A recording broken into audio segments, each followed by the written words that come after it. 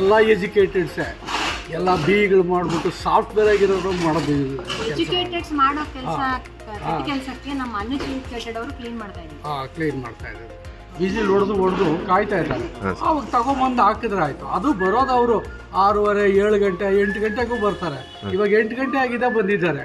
ಇವಾಗೂ ನಿದ್ದೆ ಮಾಡ್ಕೊಂಡು ಸೋಂಬೇರಿಗಳು ಇದ್ಬಿಟ್ಟು ನೀವು ಈ ಥರ ಕಸ ತಗೊಬಂದು ಬೇರೆಯವ್ರ ಮನೆ ಮುಂದೆ ಕಾರ್ನರ್ಗಳಲ್ಲೆಲ್ಲ ಹಾಕಿದ್ರೆ ಅದು ಎಷ್ಟು ಮಟ್ಟಿಗೆ ಕೈ ತೆಗೆಯುತ್ತೆ.